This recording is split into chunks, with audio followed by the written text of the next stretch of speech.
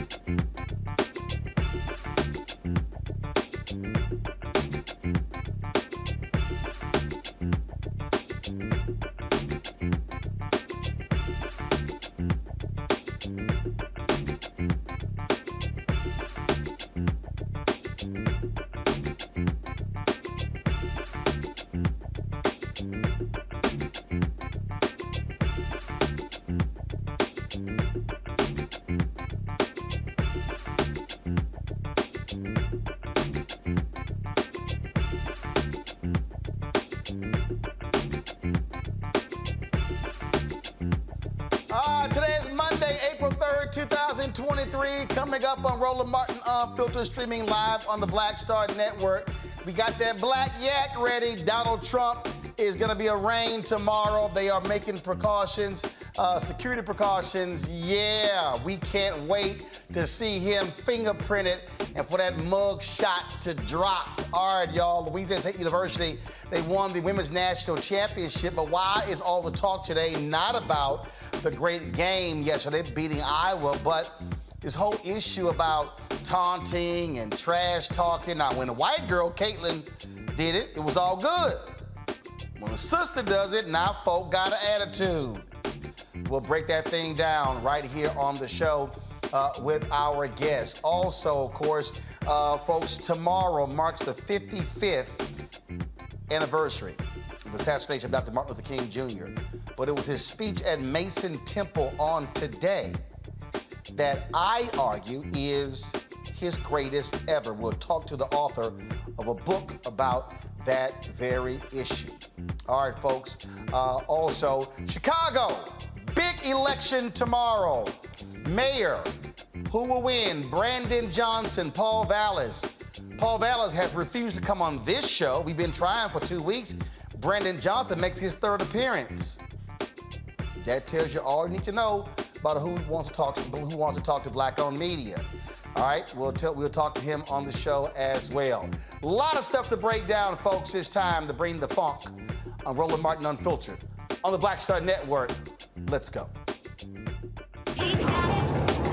Whatever the miss, he's on it. Whatever it is, he's got the scoop, the fact, the find. And when it breaks, he's right on time and it's rolling. Best believe he's knowing. Putting it down from sports to news to politics. With entertainment just for kicks, he's rolling. It's on go, y'all. It's Roland Martin, yeah. Rolling with Roland now. He's funk, he's fresh, he's real, the best, you know he's Roland Martin now.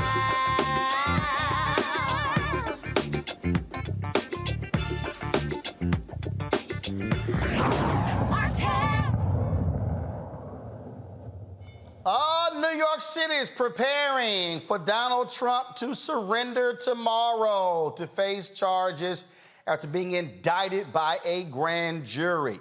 Security precautions are being taken place as they are putting out barricades, things along those lines. Trump flew from Florida today with a bunch of his aides to turn himself in. Secret Service had to make all the necessary arrangements for this. No former president has ever been indicted.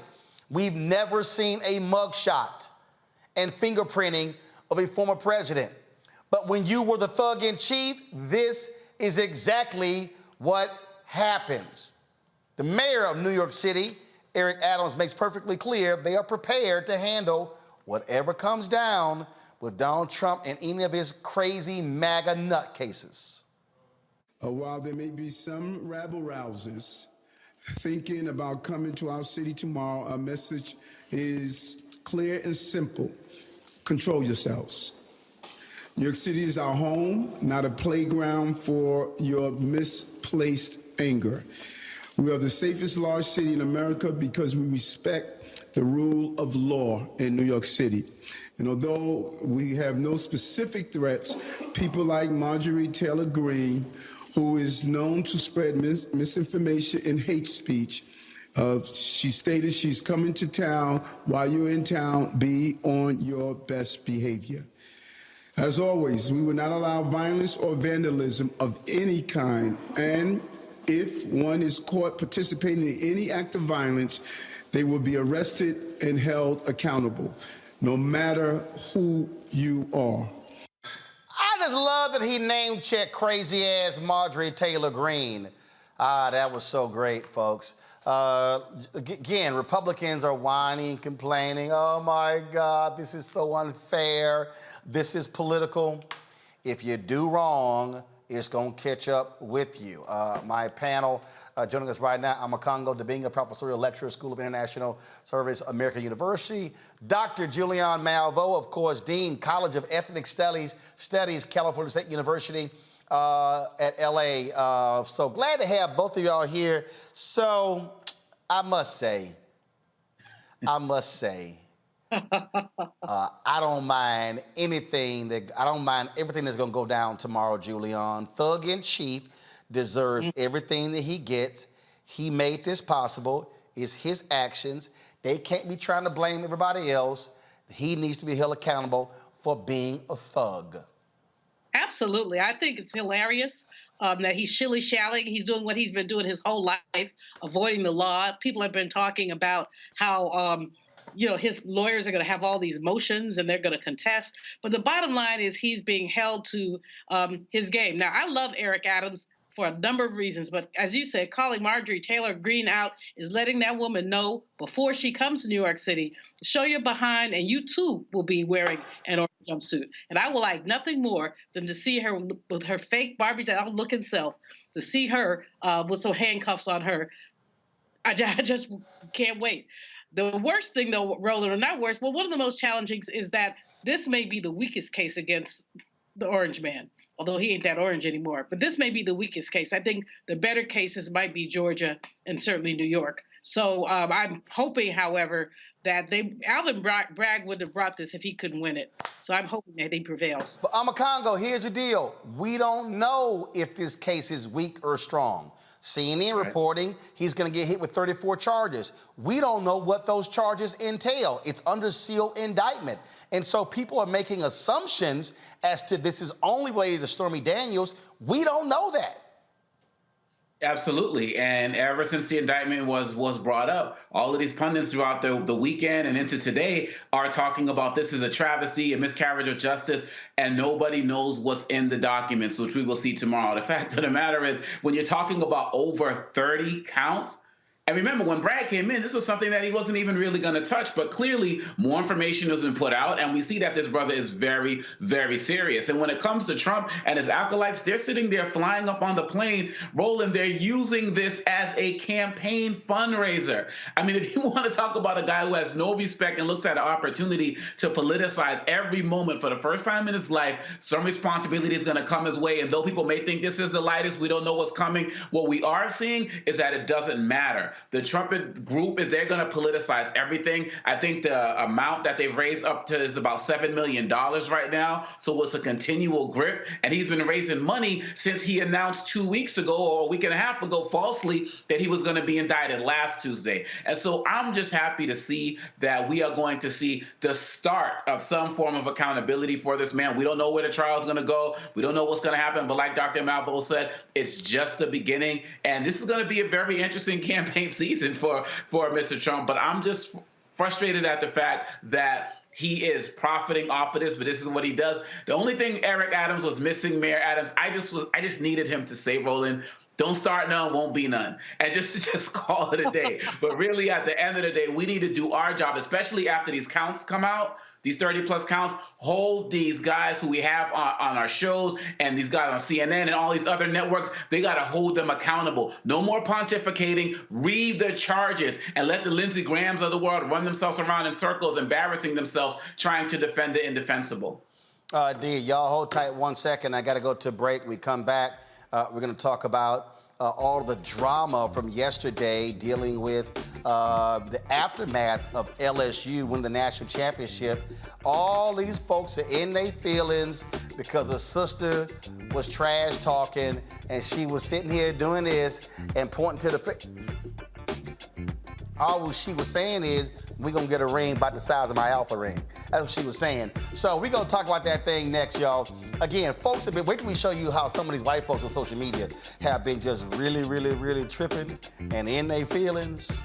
Yeah, we're going to break that thing down next. Also, today is April 3rd, and 55 years ago today, Reverend Dr. Martin Luther King Jr. gave that momentous speech at Mason Temple.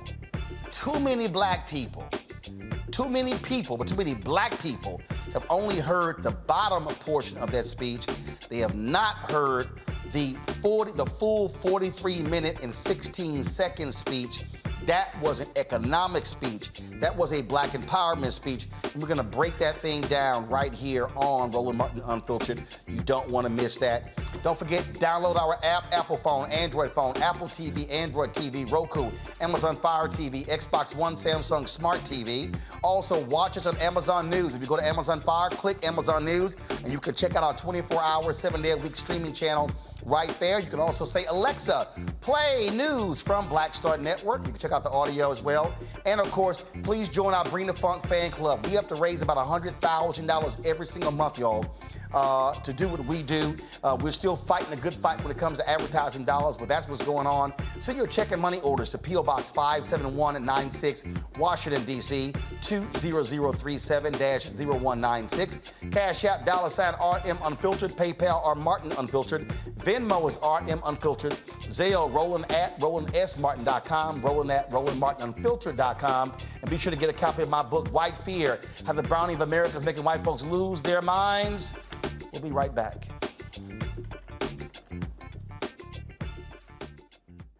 We feel the hidden impacts of climate change that land harder in Black, brown, and Native communities.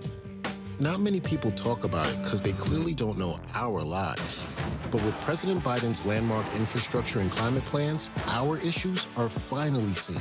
Removing lead pipes means we know our water is safe. Cutting carbon pollution helps our kids breathe easier. 1.5 million new jobs means stable work in communities. The impact we need right now. A lot of these corporations or people that are running stuff push Black people if they're doing a certain thing. What that does is it creates a butterfly effect of any young kid who, wants to leave any situation they're in, and the only people they see are people that are doing this. So I gotta be a gangster, I gotta shoot, I gotta sell, I gotta do this in order to do it. And it just becomes a cycle. But when someone comes around and is making we don't, they don't want to push it or put money into it. So that's definitely something I'm trying to fix too, is just show there's other avenues. You don't gotta be a rapper, you don't gotta be a ball player, you can be a country singer, you can be an opera singer, you can be a damn whatever, showing the different avenues. And that is possible, and it's hard for people to realize it's possible until someone does it.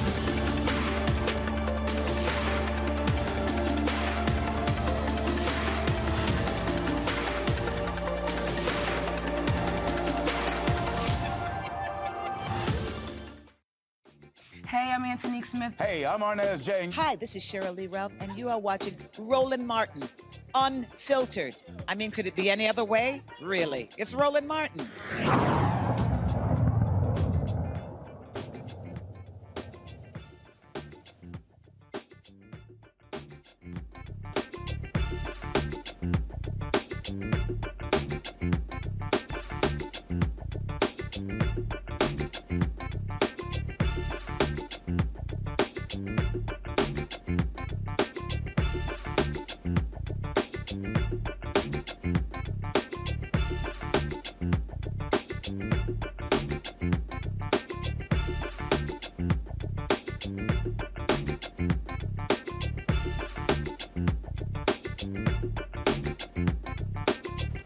All right, folks, welcome back to Roland Martin Unfiltered. Huge numbers over the weekend dealing with the NCAA Women's Final Four. Major numbers in terms of the ratings. Lots of interest. Yesterday's final, of course, took place between LSU and Iowa. LSU thrashed Iowa in the finals.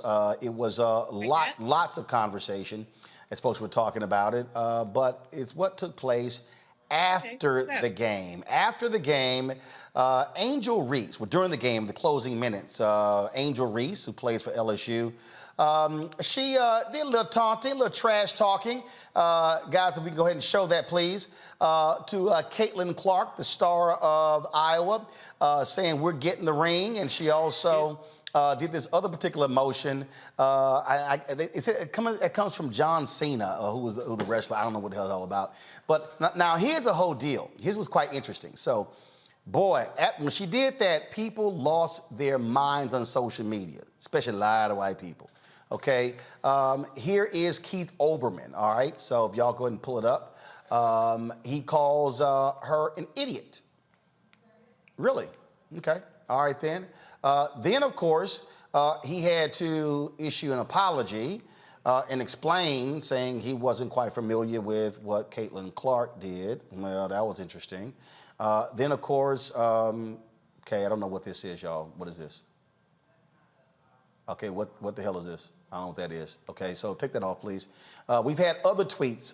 Danny Cannell post. All different people. David Portnow, of course, the fool who runs Barstool.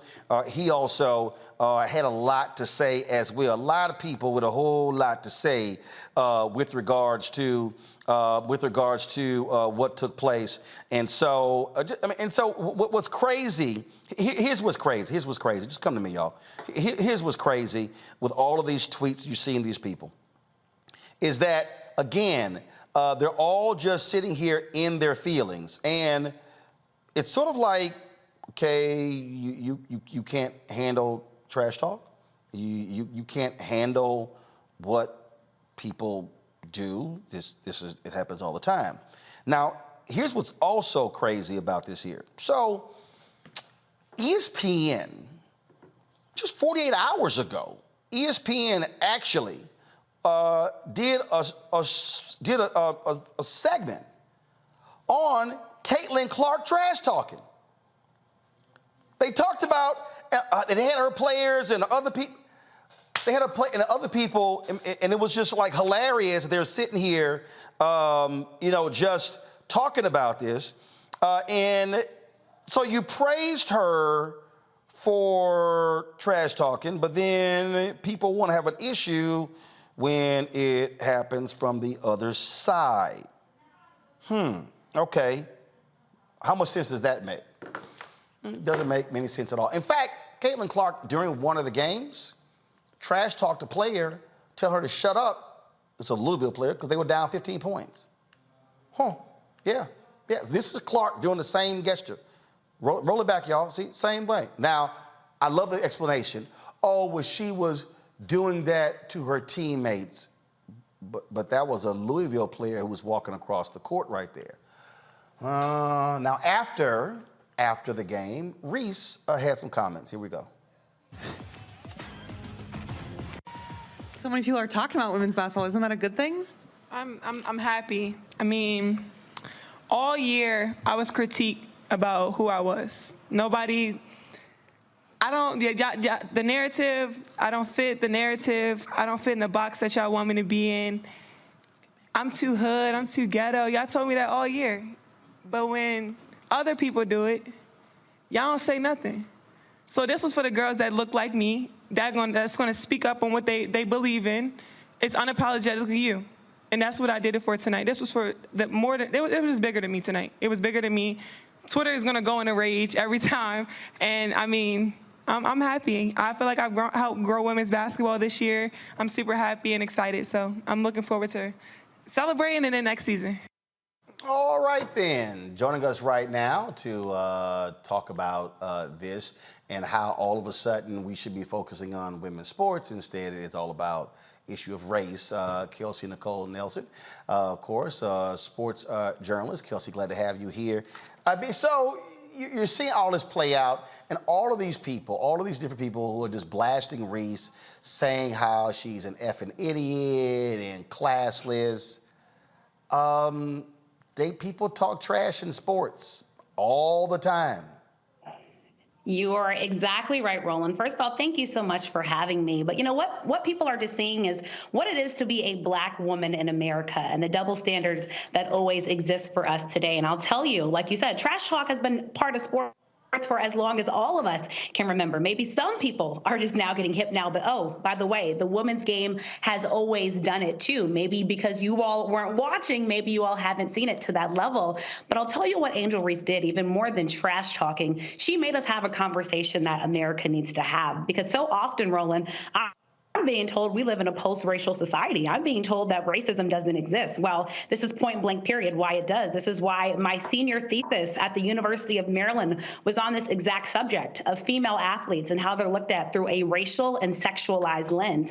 And I think that's everything that Angel Reese was pointing to. Angel Reese pointed out too, she's been doing this since she grew up on the streets of Baltimore. She loves this. This is part of who she is. She's unapologetically herself on the basketball court. That's why she's setting records. She's had double-double records. She's had rebound records. She's a great basketball player. We praise Caitlin Clark for doing it, as you mentioned, when she just did this in a game against Louisville. But all of a sudden, all these harsh words are being used against a sophomore in college, mind you, Roland, who was just celebrating the game, celebrating the win, and having fun while doing it. But they're saying that she can't doing it in so many words because she's a Black woman. And honestly, we're just sick of it. So I think what Angel Reese is doing, though, again, is making us have this conversation. That's why so many Black women are continuing to place a crown upon Angel Reese's head, as she has done herself, the Bayou Barbie herself, because she should be able to be herself, as should every woman in college basketball. And I think no one's taking anything away from Caitlin Clark, but Roland, folks are saying keep that same energy that you all are having for Angel Reese, for Caitlin Clark,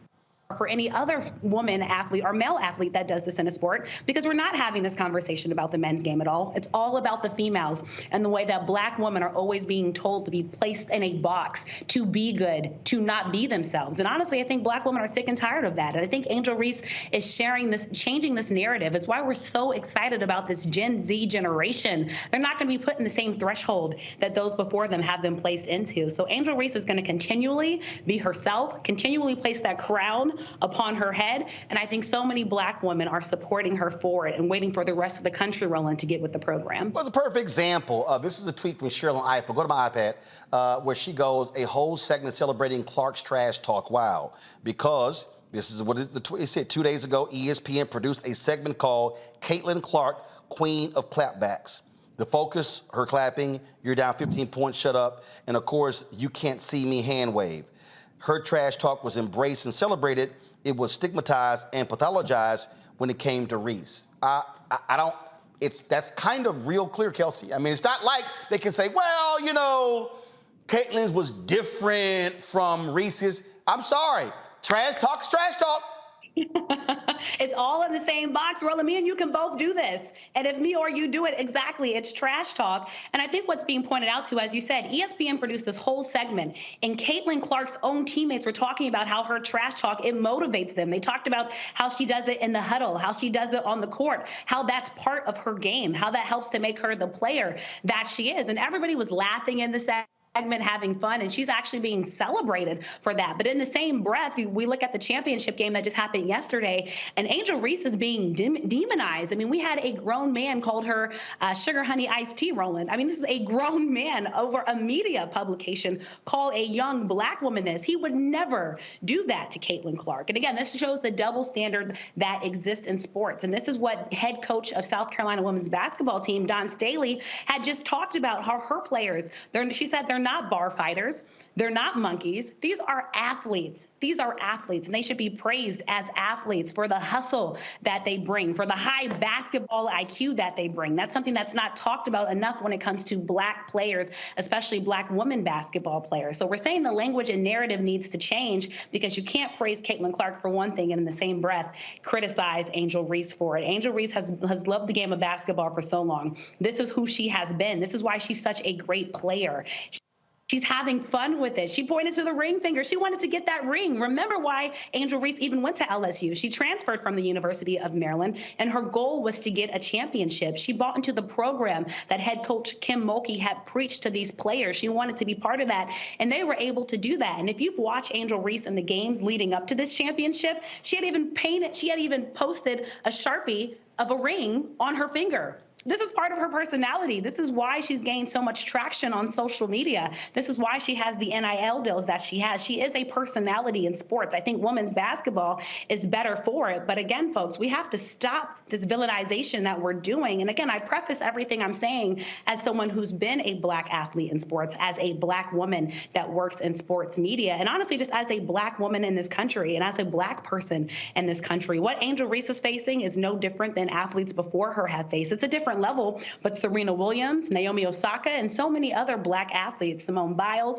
I mean, they get criticized, Roland, in a way that our white athletes just do not. And again, people are just saying we should be celebrating LSU today. I mean, they're having fun right now in Baton Rouge. They painted the city purple and gold, but we're still having this conversation because of the mean, hurtful, harmful things that people have said about a young basketball star that's just a sophomore, and we're going to continue to watch her, but she's changing the game. And I think, again, folks just need to realize Angel Reese is good for basketball, and she needs to be accepted as herself, unapologetically. All right, gotta go to break. We come back, I'm gonna show some more of the tweets. We'll also have what Dawn Staley had to say as well. We'll chat with our panel and talk with sports journalist Kevin Blackerstone as well. You're watching Roland Martin Unfiltered right here on the Black Star Network. Hatred on the streets, a horrific scene, a white nationalist rally that descended into deadly violence. White people are losing their damn minds. as an angry pro-Trump mob storms the U.S. Capitol. We've seen We're about to see the rise of what I call white minority resistance. We have seen white folks in this country who simply cannot tolerate black folks voting. I think what we're seeing is the inevitable result of violent denial. This is part of American history. Every time that people of color have made progress, whether real or symbolic, there has been what Carol Anderson at Emory University calls white rage as a backlash. This is the rise of the Proud Boys and the Boogaloo Boys. America, there's going to be more of this. Here's all the Proud Boys, guys. This country is getting increasingly racist in its behaviors and its attitudes because of the fear of white people. The fear that they're taking our jobs, they're taking our resources, they're taking our women. This is white fear.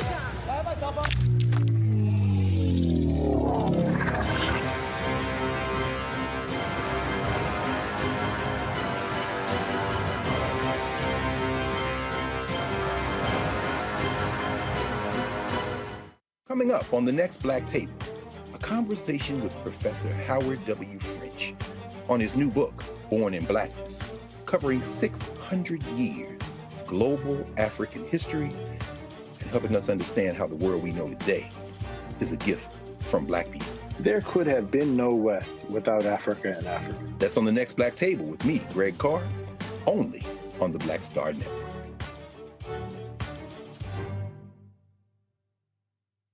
Hi, I'm Vivian Green. Hi, I'm Wendell Pierce, actor and author of The Wind in the Reeds. Hey, yo, Peace World, what's going on? It's the Love King of R&B, Raheem Devon, and you're watching Roland Martin, Unfiltered.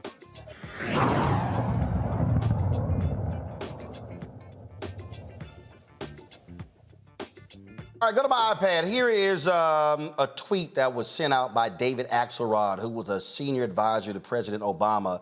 He goes, this was kind of unfortunate. If you're a champion, best to act like one. I have a feeling Caitlin Clark, 22, will have rings, maybe many, in her future. He was complaining about that. Now, of course, when Axelrod got ripped by a lot of people for that, saying, oh, she's done the same thing, then he sent out this tweet. I didn't see Caitlin Clark do this on Friday, but yeah, same goals for her. That's literally what he tweeted. Okay, boy, ain't that something right there? Don't y'all see in terms of how these cats roll? All of these different people were saying stuff and doing stuff, and you know, just weighing in and just calling her an idiot, saying what's classless. Kevin Blackistone, he joins us right now, longtime journalist, professor, University of Maryland. Here's the other thing, Kevin, I'm gonna go ahead and say this here. I think there are a lot of people also, let's just be clear. There are a lot of people who don't like to see women in sports do the same thing that men do, because there are sexists who go, oh, that's not what women do. I'm sorry, I watch NBA. During the game, Stephen Curry is like, I'll put somebody to sleep. You got players who's talking about the slash gesture. Other players point to the ring as well. We see it all the time. But oh my God, women do it. It's like, oh, what, the world is now ending. Yeah, quite the reaction, right? I mean, there's so many parts to this.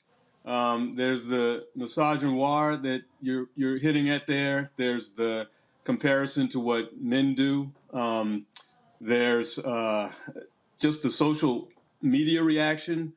There's the fact that USA Today, just a few days ago, when Caitlin Clark did the Cena thing in front of Haley Van Leith with Louisville, actually wrote a piece praising her for her demonstrative action, underscoring that with the fact that she's the Player of the Year. So this is all over the place. It's stunning that this is happening now. And the interesting thing is that to me about it is that these are a lot of people that don't even watch the game. Right. And I've been watching women's basketball on television since the late 1980s, when ESPN, just trying to fill the station with content, used to show West Coast women's college basketball. And one of the stars was Penny Toller for Long Beach State. And Penny Toller happens to be one of the greatest, probably the greatest women's basketball player from Washington, D.C. And she took them to a couple of Final Fours. And she was just an electrifying player. And so the women's game has been great for a long time. People talking about what Caitlin Clark did in this Final Four. Well, I remember Cheryl Swoops going for 31 and 11 in the semifinal game in '93, and then dropping what is still a record 47 in the final game. I remember about a year or two after that, Charlotte Smith hit a three-pointer with 0.7 of a second left on the clock for North Carolina in one of the most beautifully orchestrated plays to win a game that you'll ever see in any basketball game. So the game has been great for a long time. Women have played it with a fervor that men have played it with for a long time. And what happened last night, it was nothing. And even Caitlin Clark said afterwards, "We're just balling." I mean, this is something that happens. And you know what? Next year, I can't wait until LSU and Iowa meet up again. Someone ought to sign them to a deal right now in like Madison Square Garden, right, in one of these tip-off tournaments, because this is a great rivalry, and that's really what we should be talking about. Danny Cannell of ESPN put out this tweet right here. What a classless move by Angel Reese, doing way too much to taunt Clark. My man, Booger McFarland, who works for ESPN, fired right back. Was it classless when Caitlin Clark did it? GTFOH with that. I love Booger's response there. Kelsey, the thing here, and again, some people took exception. Some sisters took exception to me because earlier today when Angel Reese said that LSU women's basketball put women's basketball on the map, I was like, nah, sister, sorry. I'm like, no, I'm like, no, Angel, you wrong as hell. Louisiana Tech, USC, South Carolina, Connecticut. Hey, I used to play pickup ball with Nancy Lieberman in Dallas. Dog, right. Tennessee, and so the reality, and South Carolina this year, and I even said, by the way, my Texas A&M Aggies women's, they won a championship before LSU did. So the reality is women's basketball has been on the map. It's different if you talk about elevated, but the reality is people were hyped about South Carolina being undefeated until they lost to Iowa this year. So I was like, Angel, that's why I'm like, you're wrong on that one. They were like, well, let the sister live. I'm like, no. I'm like, have some history, like when Shaquille O'Neal asked Lenny Wilkins, had he ever played basketball at this level? And Lenny said, yes, Shaq, I have, not realizing Lenny Wilkins was in the Hall of Fame as a player and later as a coach, but I digress. The thing here is that, so the issue of how we look at how women should do things is one thing, but there is no denying, Kevin and Kelsey, race is a part of this. And we heard, I saw social media posts from people who were talking about racist comments that they heard in the stadium. From fans, how people were talking about the players. And then Don Staley, after they lost to Iowa on Friday, addressed the media about comments associated with her South Carolina team about their style of play that has negative connotations. Here's what she had to say. The truth about our team, okay? It's a good question, okay? We're not bar fighters. We're not thugs. We're not monkeys. We're not street fighters. This team exemplifies how you need to approach basketball on the court and off the court. And I do think that that's sometimes brought into the game. And it hurts. Okay?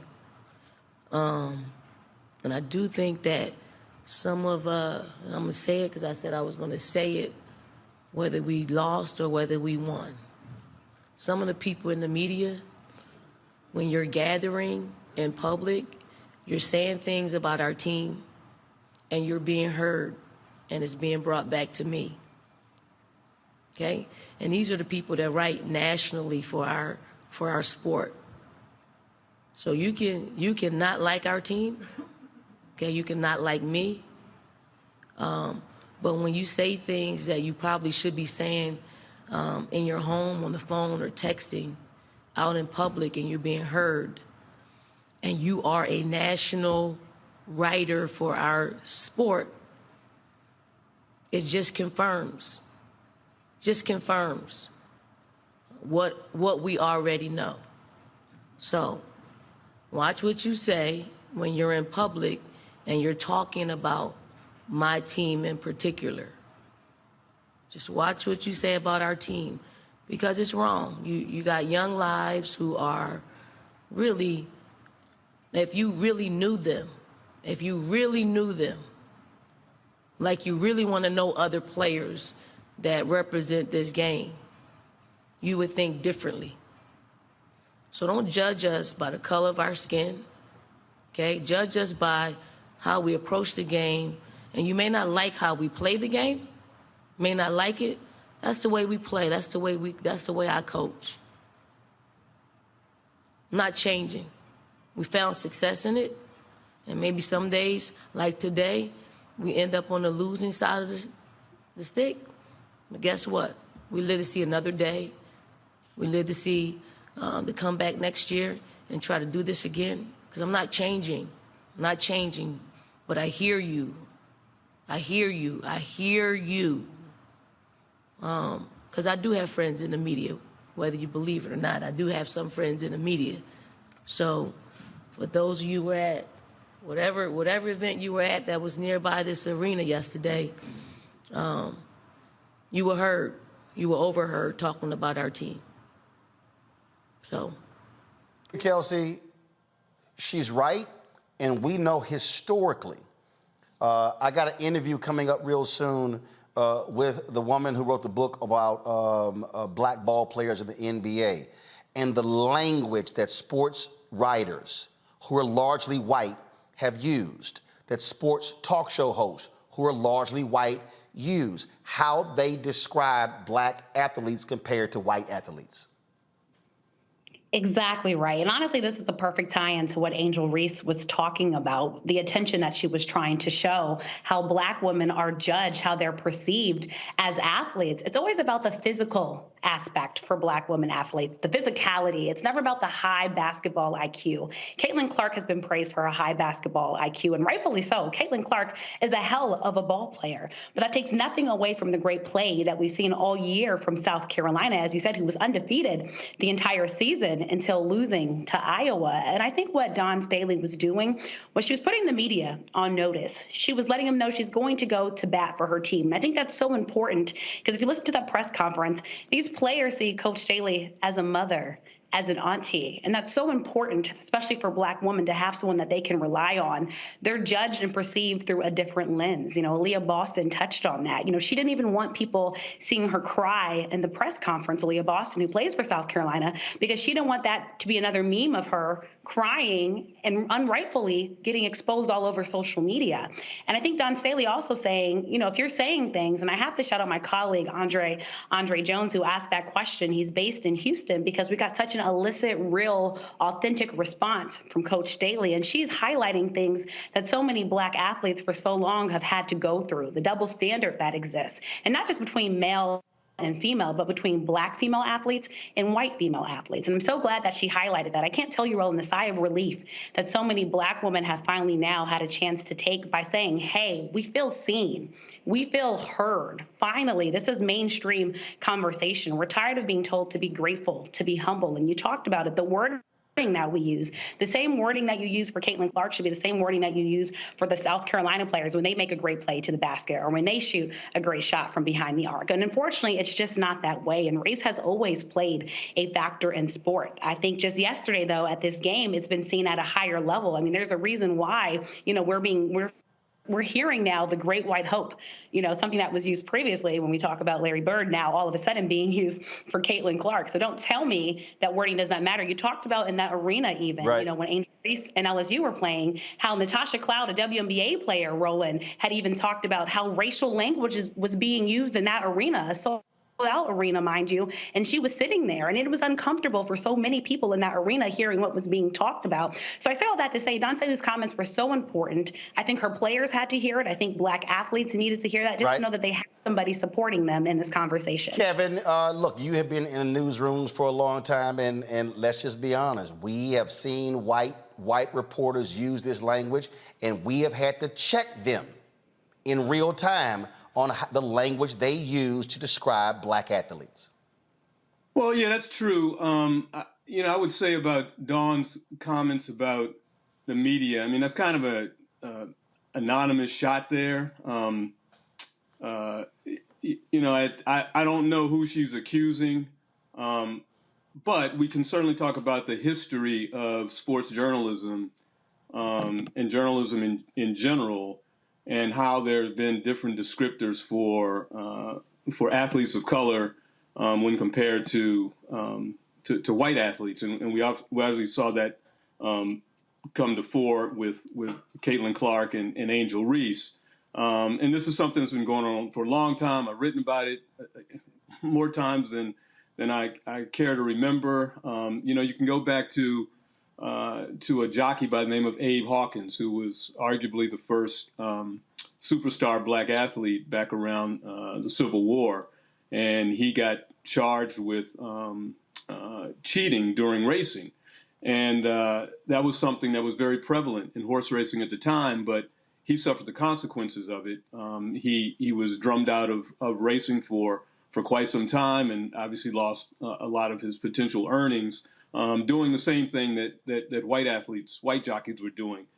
Jack Johnson famously was criticized by his boxing style because it was a defensive boxing style. And white writers at the time said that he was a coward and that he was yellow. But at the same time, Jim Corbett adopted the same fighting style, and he became known as Gentleman Jim, and was lauded for his boxing style. So these comparisons have a long time, have grown for a long time in journalism. As far as the tears that Aaliyah Boston shed, that's fertile ground in journalism. In sports journalism, one of the things we want to be able to capture is the emotion of the moment. And Aaliyah Boston is not the first athlete, Black, white, male, female, to shed tears in a tough moment.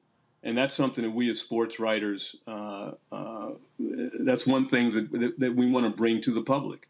And so I don't have a problem with that at all. And I don't think that she's in danger of becoming a meme. It's something that happens in sports. If you cover sports, you're going to see tears. You're going to see anger. Just yesterday, Alex Ovechkin went on a violent tear on the ice, and then admitted afterwards that it's a very difficult season because it's going to be one of the first seasons that he's played as a Capital where they may not make the playoffs, and the anger got the best of him, and it was captured. And the writer for the Post wrote about it all. I think it may have been Roman Stubbs. I can't remember now, but really captured the moment. So that's something we have to do. We don't have to protect. If we're going to treat women equitably as athletes, then we need to write about them and capture them in every moment that we do of men athletes, and that's what equitable writing is all about. Equitable reporting. Hold tight 1 second. I got to go to a break. I'll pull my panel in as well for a final discussion on this topic. You're watching Roland Martin Unfiltered on the Black Star Network.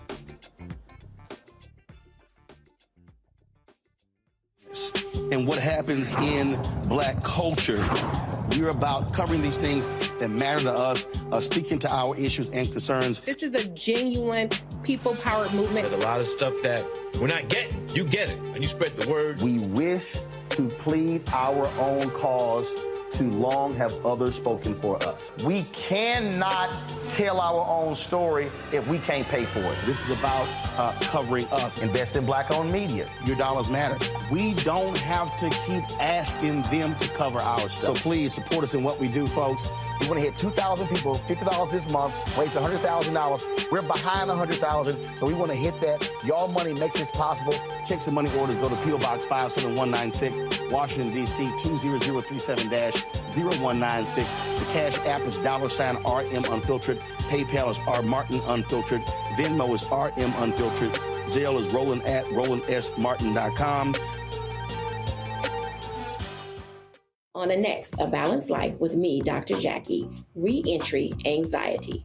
A lot of us are having trouble transitioning in this post-pandemic society and don't even realize it. We are literally stuck between two worlds, in purgatory. How to get out of purgatory and regain your footing and balance. What emotions they're feeling and being able to label them, because as soon as you label an emotion, it's easier to self-regulate. It's easier to manage that emotion. On the next, A Balanced Life on Black Star Network. Hello, everyone. It's Kiara Sheard. Hey, I'm Taj. I'm Coco. And I'm Lily. And we're SWV. What's up, y'all? It's Ryan Destiny, and you're watching Roland Martin Unfiltered.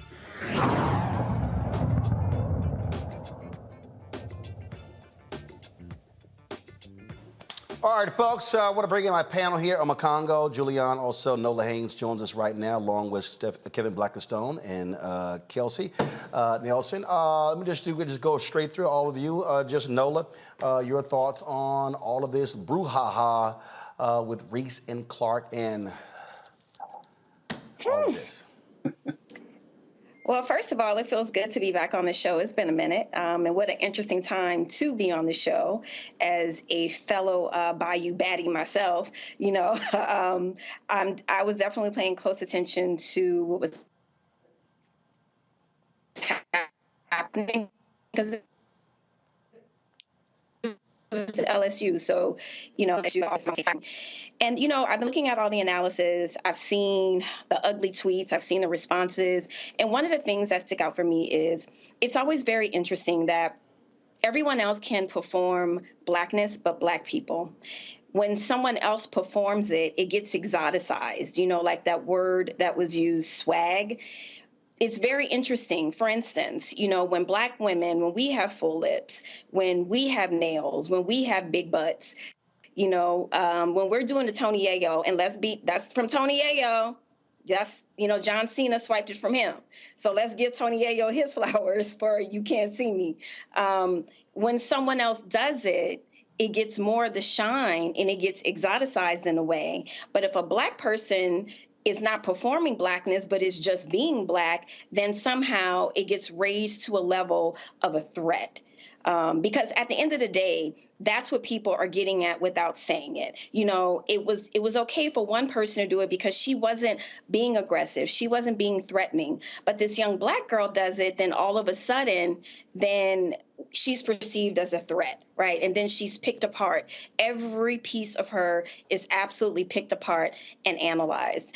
And, you know, another thing that I see it through the lens of, we think about Blackness being exoticized by others. And then I think about, we can't win for losing because either we're the uppity Negro or we're too hood or we're too ghetto. Got it. So it's nothing that we can really do where we can be our full selves without always being criticized. So I applaud the young woman for being authentically herself. Omakongo.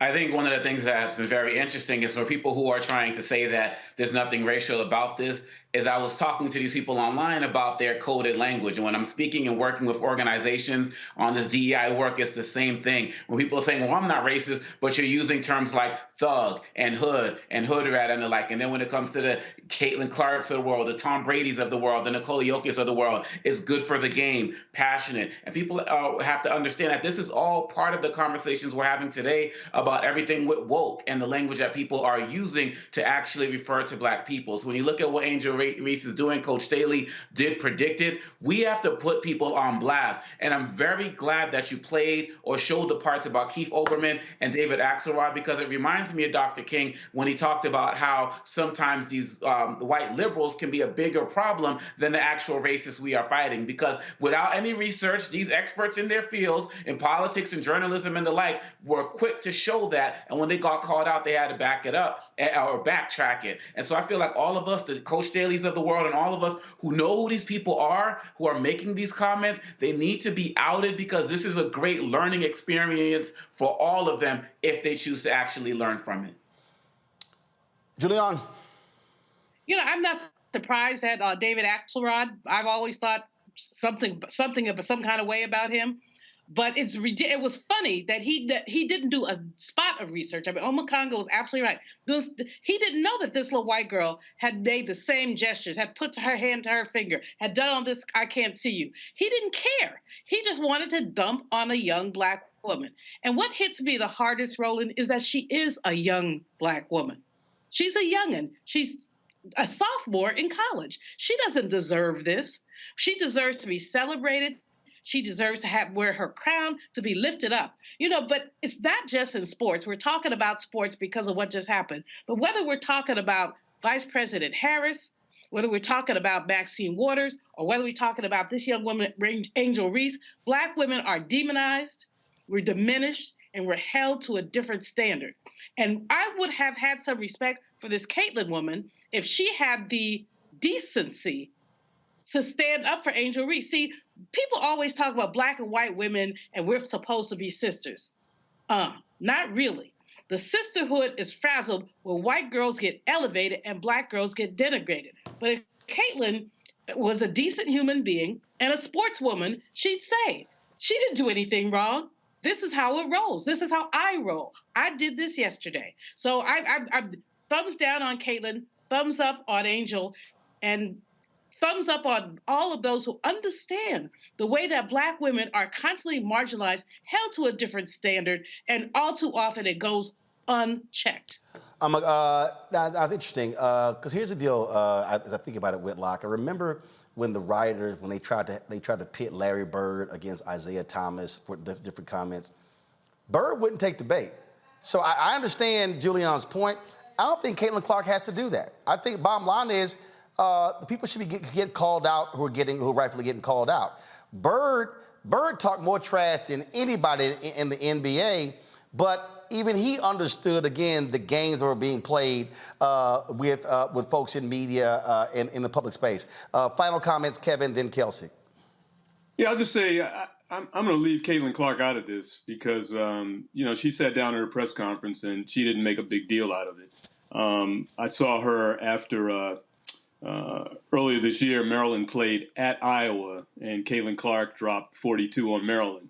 And in the return game, and I went to this one specifically to see her because she's a fantastic player, they bottled her up. And in the fourth quarter, after Maryland was running away with the game, one of the Maryland players kind of brushed her shoulder. And you can see she was kind of letting her know, we got you. And then the handshake line, Caitlin Clark was nodding her head as she was shaking everybody's hand, kind of saying, I'm going to see you all again. And she sure did, and they won. So I'm going to leave Caitlin out of this. She's a baller, and for her, I think this is just, she would rather this just be left to the court. As would, I think Angel Reese. I think they both see this as part of the game, and now it's just blown up into something else because of, not so much I think because of the media, but because of social media. I mean, that's what lit this thing on fire. I'm glad that it did it to the extent of making the comparison and reminding people that this was something that Caitlin Clark had done previously. And there are a number of women in the game right now who play the game and talk the game. I'm thinking of Haley Van Leef at Louisville is another one. But I think this is good for the game. But it did become racialized quite quickly in this Final Four when you contrasted the Iowa team to the South Carolina team, white women to Black women, different styles of play, and so on. And it's really, really, it really was unfortunate. And it marred the game because women are playing the game at such a high level right now, and coaches are coaching it at such a high level right now. It's never been more enjoyable. Final comment, Kelsey. Closes out. Yeah. I'll just follow up on that. At the end of the day, these women were playing for this. They wanted a championship ring. That's what these young ladies wanted. And if you watch the post-game press conference after, these young women, they just wanted a day off from school after winning the championship. I think we have to remember the youthfulness in college basketball. These are young women who are trying to achieve their dreams, their scholarships, student athletes. And all that to say, while they were playing for a championship, little did they know that they were exposing the two Americas in which we live. Many of us know what the two Americas is because we live this each and every day. And I think I'll just close it by saying this. I think Black women do deserve better. I'm so glad we're having this conversation. I think Angel Reese has forced us to recognize how Black female athletes are treated. And I hope because of this that they are treated better. I know it's not going to happen that quickly or that easily, but these athletes, they put their blood, sweat, tears on the line for their universities, schools, and colleges. They want to play the game that they love at the highest level, and they are. It's taken away from. We just watched the most watched game in women's college basketball history. That's a win for women's basketball in itself. But I think all in all, I think these athletes have shown as journalists, as people, that we all must do better by society. It's just treat people with compassion, humility, and just remember it is sports at the end of the day. But I'm just thankful that Angel Reese is proud to be herself, that she represents Baltimore in such a way and shows that Black women come in all sizes, shapes, colors, and that we don't have to be grateful. We don't have to be humble. We can be unapologetically ourselves. And I think what she's showing young Black girls is going to stand until the ages of times to show that there truly is a place for you. You don't have to be what other people want you to be, that you can be yourself and you can be celebrated for it, not just tolerated for it. All right, first of all, hold that ring up again. Roland, I saw you showing off your ring before, That so girl, I bring my own. What girl, they ain't playing for that little ring. They ain't playing for that. No. They playing for one this size. That's what they playing for. I'm like, I know you ain't pull that little bitty ring up. All right, Kelsey, I appreciate it. Thanks a lot. Kevin, thanks a bunch as well. Thanks a lot. All right, folks, when we come back, we're going to talk several different things. One, some breaking news. A white man armed with a lot of guns and bullets arrested on the campus of North Carolina A&T. I'll give you those details when we come back. We'll also talk about today being the 55th anniversary of Dr. King's final speech, public speech at Mason Temple in Memphis. That and more. Of course, and we'll be joined by Brandon Johnson, who's running for the mayor of Chicago. Election is tomorrow. We'll also talk about the Wisconsin election is tomorrow as well. Two huge races happening in the Midwest. You're watching Roland Martin Unfiltered on the Black Star Network. I'm Deborah Owens, America's Wealth Coach, and my new show, Get Wealthy, focuses on the things that your financial advisor and bank isn't telling you, but you absolutely need to know. So watch Get Wealthy on the Black Star Network.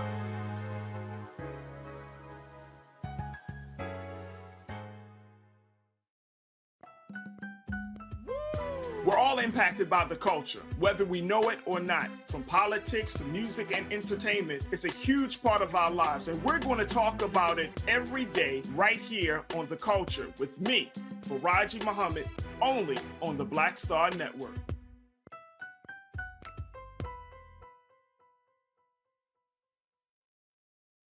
Hi, I'm Dr. Jackie Hood Martin, and I have a question for you. Ever feel as if your life is teetering and the weight and pressure of the world is consistently on your shoulders? Well, let me tell you, living a balanced life isn't easy. Join me each Tuesday on Black Star Network for A Balanced Life with Dr. Jackie.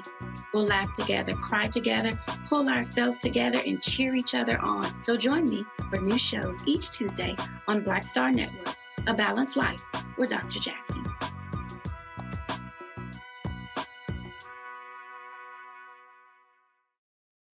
Hey, I'm Cupid, the maker of the Cupid Shuffle and the Wham Dance. What's going on? This is Tobias Trevelyan.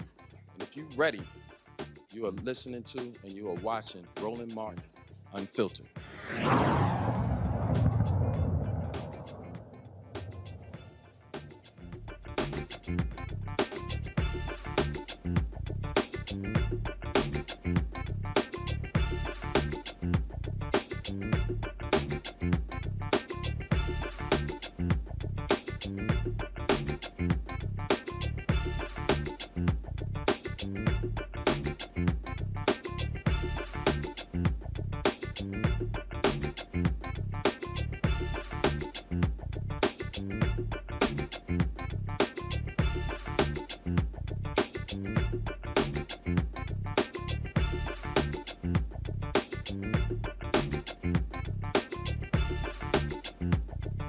All right, folks, some breaking news. A white man has been arrested after bringing more than 1,000 rounds of ammunition and guns onto the campus of North Carolina A&T. This is according to an outlet there in North Carolina. Greensboro police arrested a man that they said brought several guns and ammunition onto the campus. It happened on March 26.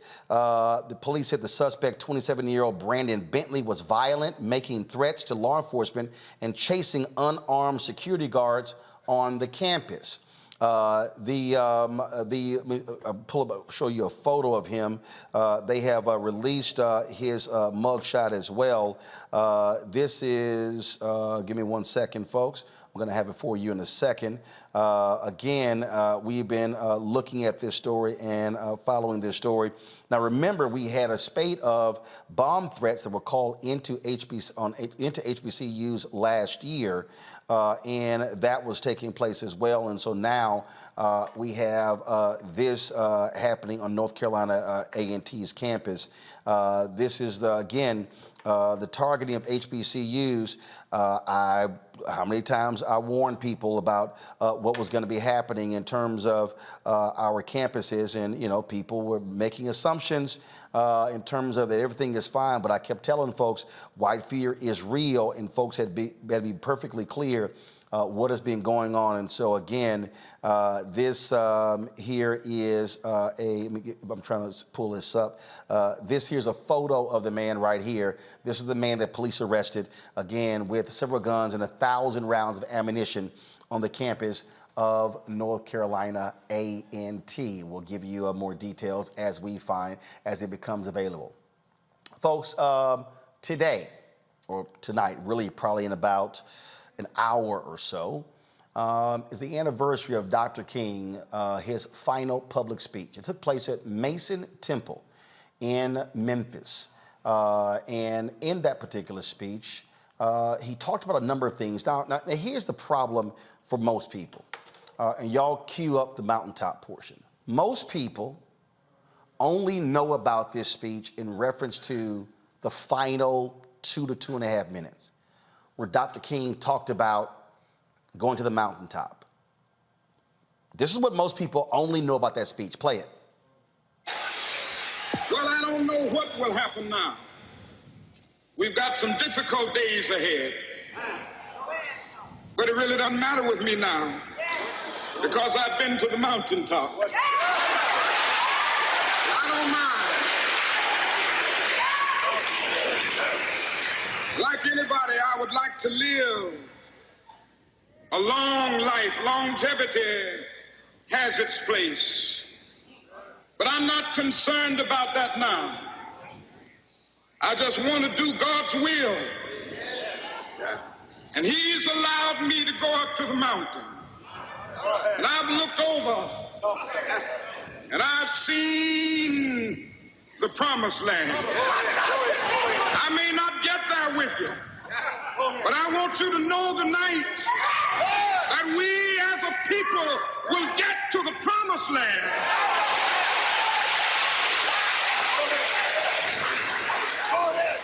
So I'm happy tonight. I'm not worried about anything. I'm not fearing any man. Mine eyes have seen the glory of the coming of the Lord.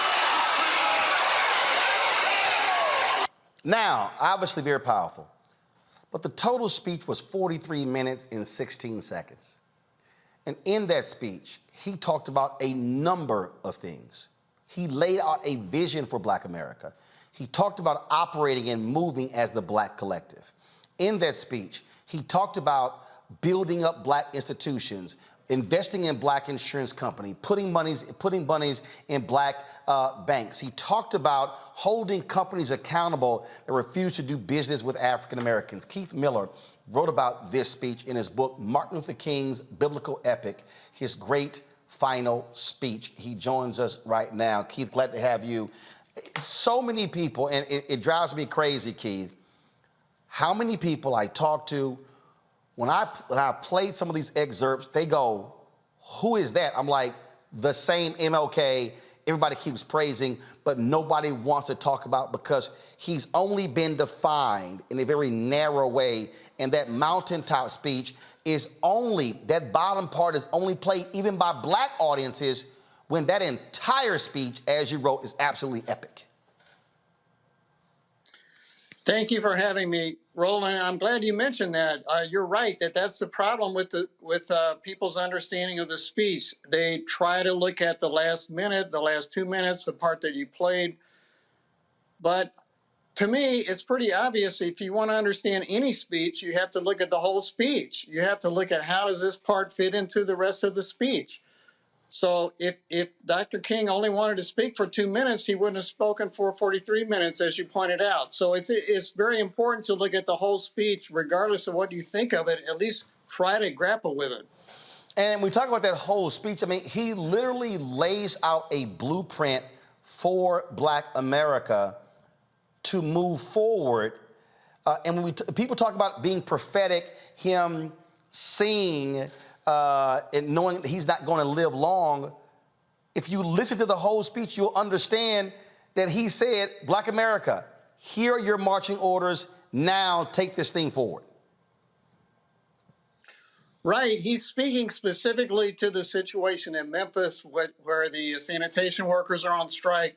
But you're right. He talks about economic sustainment, and he talks about boycotting the white-owned businesses that are turning their backs on African Americans, including Coca-Cola. It's interesting that he specifically names and indicts Coca-Cola, and Coca-Cola had given him a big reception in Atlanta after he won the Nobel Peace Prize. They had a big banquet for him because Atlanta is the home of Coca-Cola, but he didn't care because he knew that Coca-Cola has turned its back on Black Americans.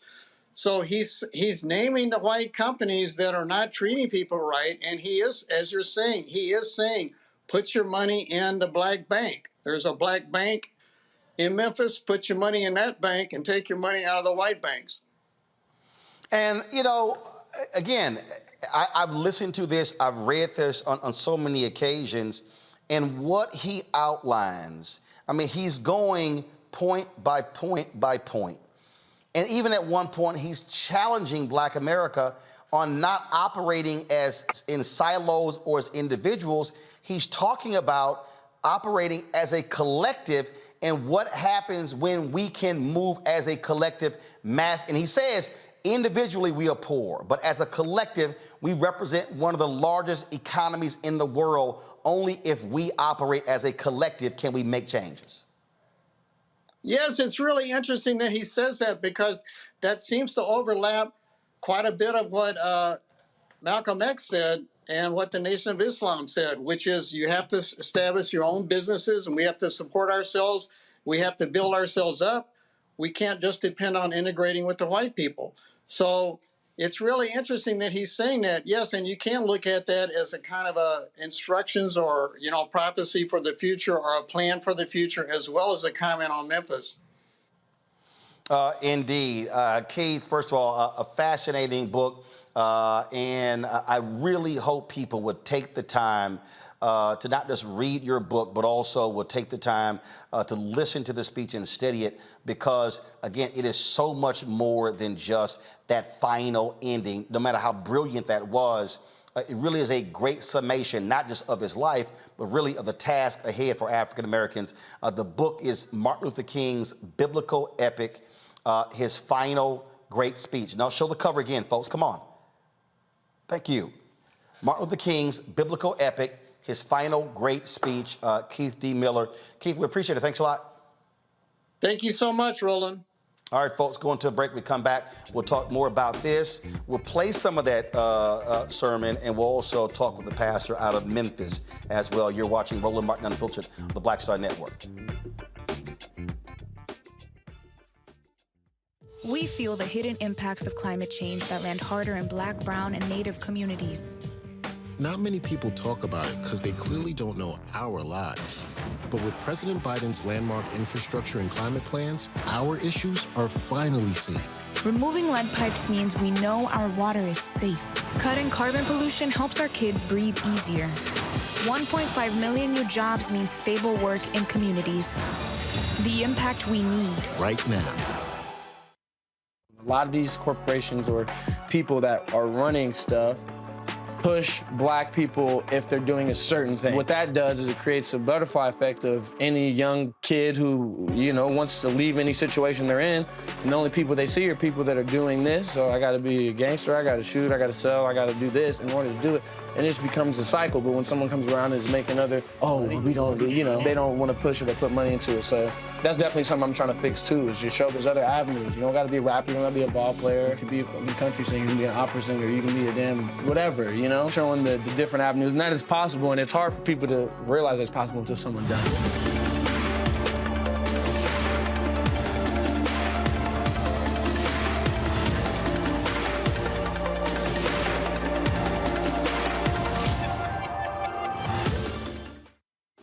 Hey, I'm Antonique Smith. Hello, everyone. It's Kiara Sheard. Hey, I'm Taj. I'm Coco. And I'm Lily. And we're SWV. What's up, y'all? It's Ryan Destiny, and you're watching Roland Martin Unfiltered.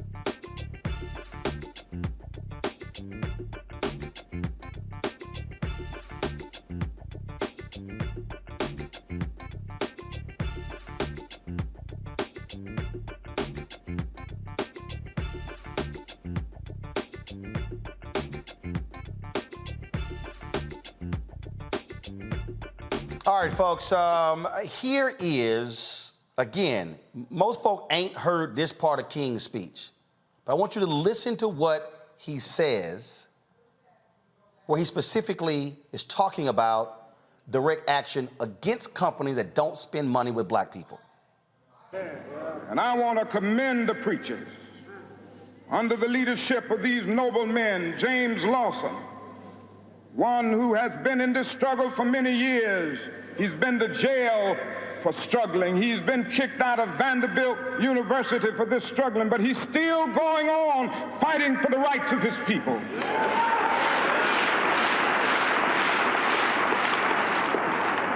Reverend Ralph Jackson, Billy Kyles, I could just go right on down the list. It's time will not permit, but I want to thank all of them. And I want you to thank them.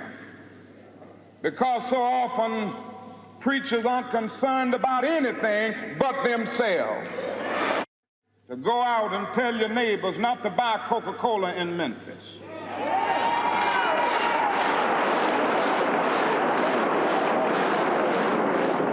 Go by and tell them not to buy Seal Test milk.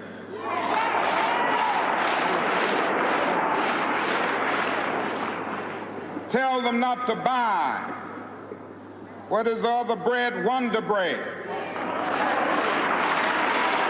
And what is the other bread, come to Jesse? Tell them not to buy Hart's bread.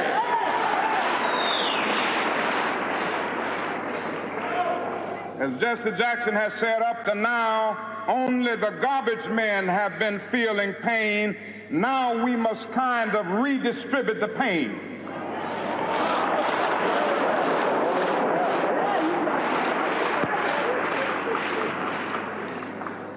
We are choosing these companies because they haven't been fair in their hiring policies. And we are choosing them because they can begin the process of saying they are going to support the needs and the rights of these men who are on strike. And then they can move on downtown and tell Mayor Loeb to do what is right.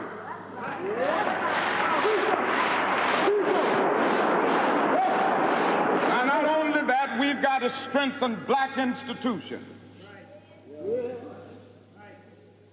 I call upon you to take your money out of the banks downtown and deposit your money in Tri-State Bank.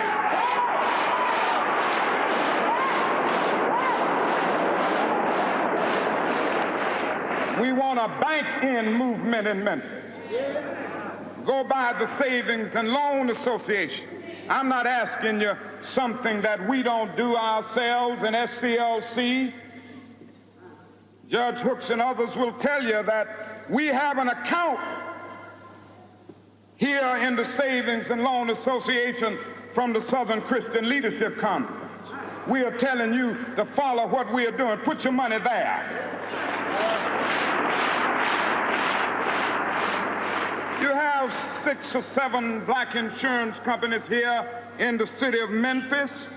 Take out your insurance there. We want to have an insurance in.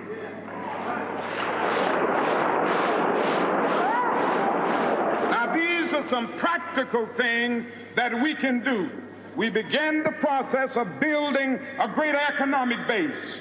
And at the same time, we are putting pressure where it really hurts. And I ask you to follow through here. Now let me say as I move to my conclusion. As you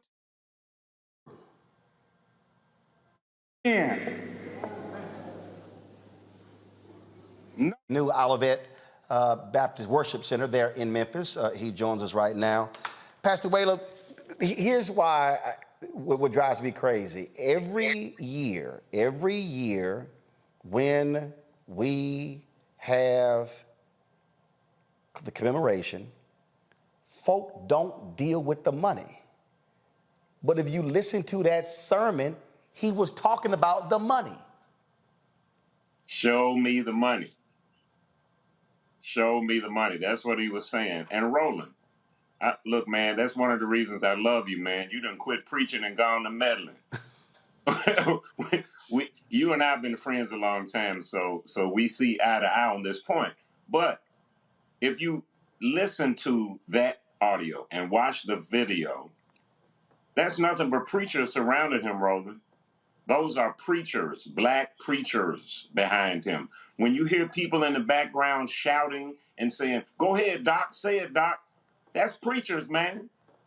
There were hundreds of preachers in Mason Temple that night, and Dr. King specifically charged us. He charged the black preacher to lead economic boycotts of white institutions. You heard him say it.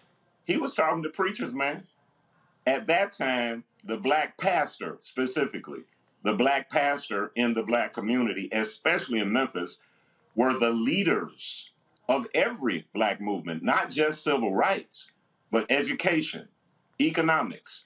Every area of black life was led by the black church. And that's who he was talking to. Well, I think also what has to happen is we have got to say to all these folk, hey, we ain't having the same commemoration. John Hope Bryan and I talked about that with Selma. I'm not going back to Selma unless we're having a money conversation. Because folk go to Selma, it's the same thing, and Selma looked the same today as it did in 1965, and I'm just going, no, we need to be saying to these CEOs and others, no, y'all come to Selma for an economic summit. If we ain't forcing a money conversation, well, hell, all we doing is doing performative civil rights reflections. Well, I'm gonna put it this way, Roland. I hope that this is acceptable to your viewers. We're engaging in philosophical masturbation.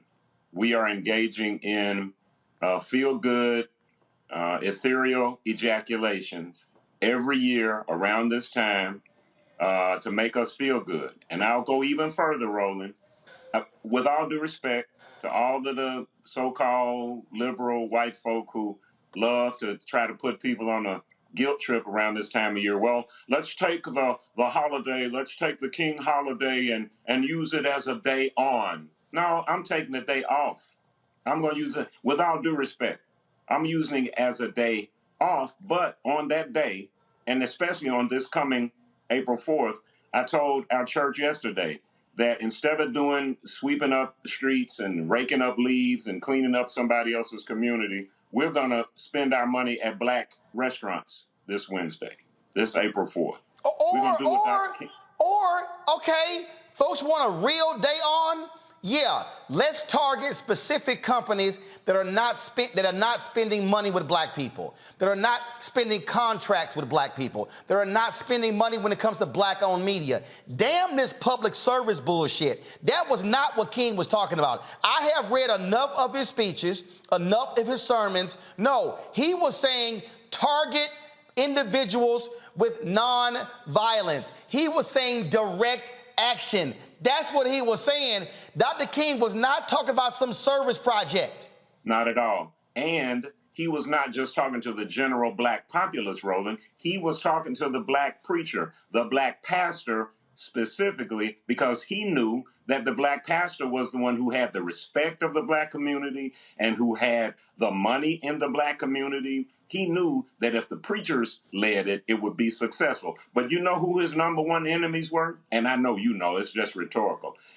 Dr. King's number one enemies were the black preachers, man. Yeah. And more, as he got attention on the world stage, as he got more and more attention, he got more and more detractors among black clergy. Julian, you're an economist. I'm serious. I'm tired of having these civil rights look-backs. And folk want to sit here and replay speeches. They want to quote King. And I said it. I said to Selma, don't y'all let no politician, Republican or Democrat, come to Selma for an annual field trip if they ain't bringing back some money. Roland, you're absolutely right. I mean, people have a very bad habit of cherry-picking King.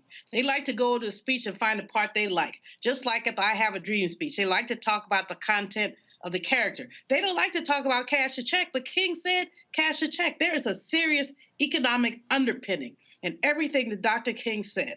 And you can see it not only through his words, but also through his actions. But for those... I'm not going to go as far as your guest did, but he's right on. I'm just not going to go that far today. You know I can. But the point is that there's a lot of useless yammering around Dr. King, a lot of lifting up. And as you said, a lot of folks who want to embrace him, but not embrace the entire King.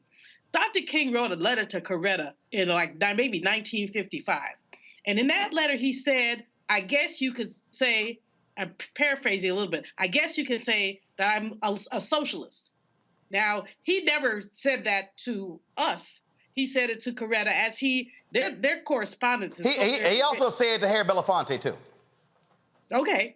But their correspondence, they use their correspondence to bat ideas at each other. It was very rich correspondence. But he definitely did say that. And when you look at economic models, while he talked about capitalism, his issues of capitalism were very, very stark. I have the audacity to believe that people everywhere can have 3 meals a day for their bodies, education and culture for their minds, peace and freedom for their spirits. Or what kind of society you would live in that has 40 million poor people? You have to ask, what kind of society is it? Who owns the oil? Who owns the iron ore? If the world is 2/3 water, why would we pay water bills? All those are economic statements that Dr. King made. But there are too many people who want to cherry pick him and make him into this saintly, kumbaya, we shall overcome.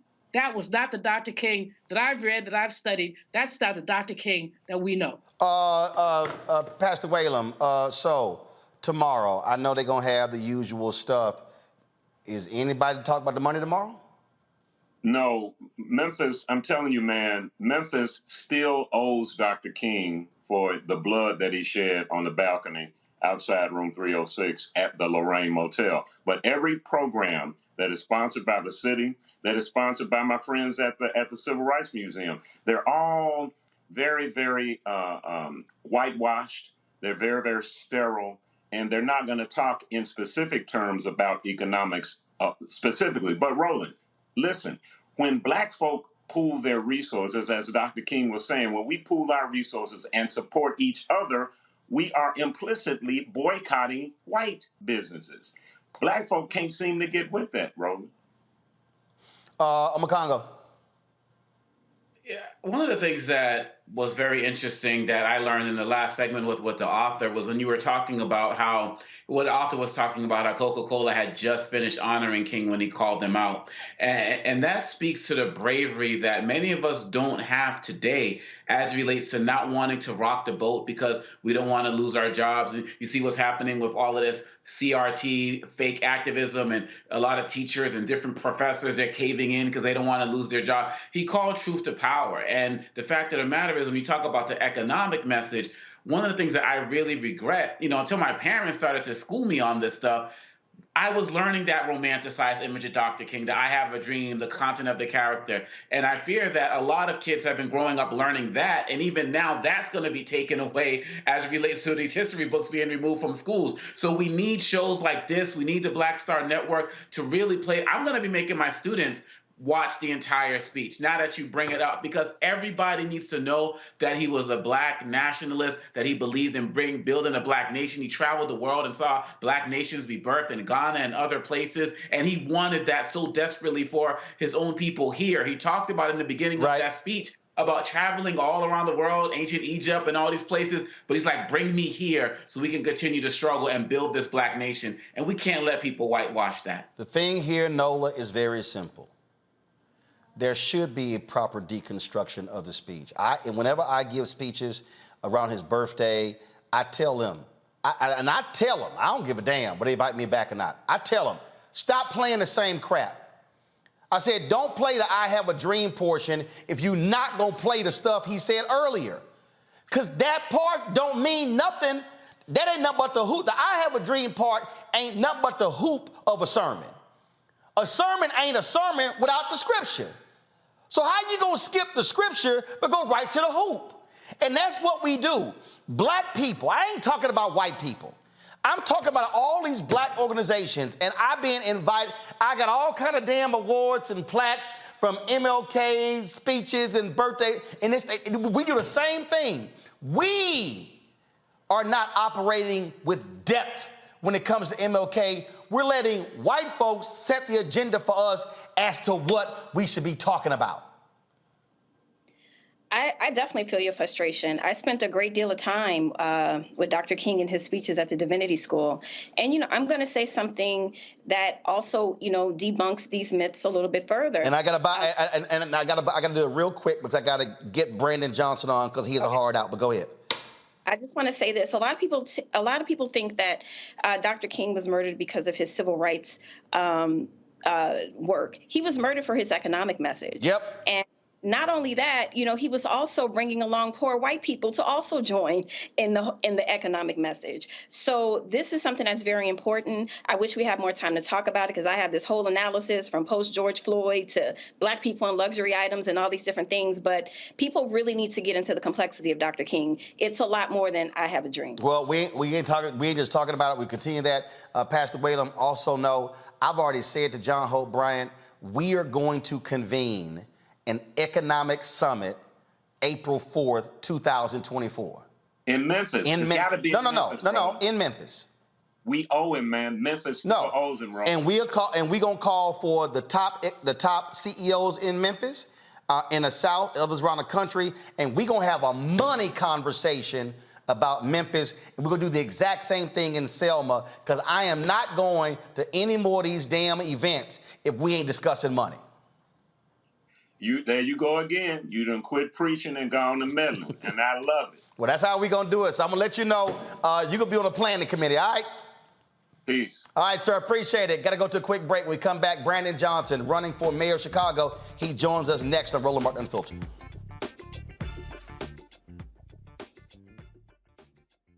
Hatred on the streets, a horrific scene, a white nationalist rally that descended into deadly violence. White people are losing their damn minds. As an angry pro-Trump mob storms the U.S. Capitol, we've seen We're about to see the rise of what I call white minority resistance. We have seen white folks in this country who simply cannot tolerate Black folks voting. I think what we're seeing is the inevitable result of violent denial. This is part of American history. Every time that people of color have made progress, whether real or symbolic, there has been what Carol Anderson at Emory University calls white rage as a backlash. This is the rise of the Proud Boys and the Boogaloo Boys. America, there's going to be more of this. Here's all the Proud Boys, guys. This country is getting increasingly racist in its behaviors and its attitudes because of the fear of white people. The fear that they're taking our jobs, they're taking our resources, they're taking our women. This is white fear.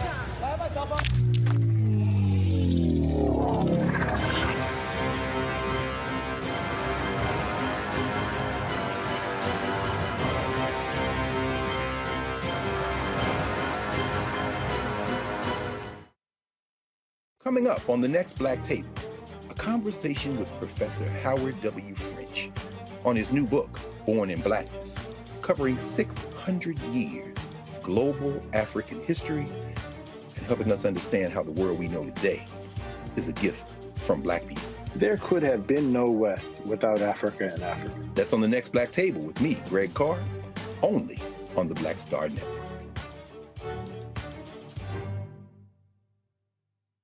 Hello, I'm Bishop T.D. Jakes. Hi, y'all doing? It's your favorite funny girl, Amanda Seals. Hi, I'm Anthony Brown from Anthony Brown and Group Therapy. What up, Lana Well, and you are watching Roland Martin Unfiltered.